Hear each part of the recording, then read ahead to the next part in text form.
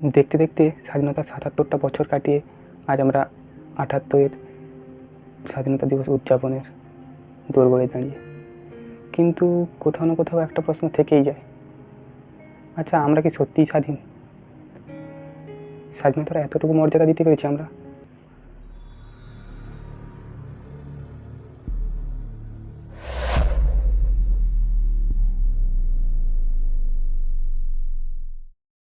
ক্ষুদিরাম বসু, মাস্টারদা সূর্য সেন, সুভাষচন্দ্র বসু, গান্ধীজি, মাতঙ্গিনী হাজরা, সিধু কানু প্রমুখ দেশপ্রেমী যে আত্মত্যাগের মাধ্যমে, আত্মবলিদানের মাধ্যমে আমাদের যে স্বাধীনতা দিয়ে গেছেন, তার কি আমরা এতটুকু মর্যাদা দিতে পেরেছি?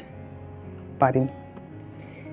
যে দেশে আজও মানুষ অনাহারে অপুষ্টিতে দিন কাটায়, তারা কি করে বুঝবে স্বাধীনতার স্বাদ কেমন?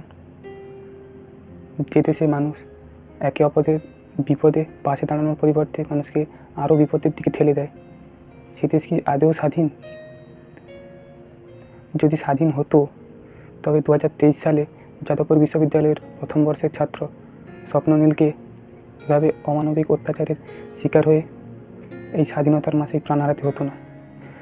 যদি স্বাধীন হতো তবে বর্তমান যুগে দাঁড়িয়ে, বর্তমান সময়ে দাঁড়িয়ে 2024 সালে আরজিকর মেডিকেল কলেজের দ্বিতীয় বর্ষের ছাত্রী ডক্টর মৌমিতা দেবনাথকে ধর্ষিত হয়ে প্রাণ হারাতে হতো না।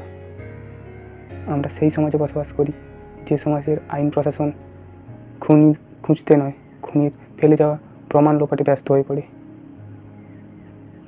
ধিক্কার জানাই এমন সমাজ ব্যবস্থাকে, এমন সরকারকে। 1947 সালের 15ই আগস্ট আমাদের দেশ স্বাধীন হয়েছিল ঠিকই, তবে আমরা স্বাধীন হয়ে উঠতে পারি।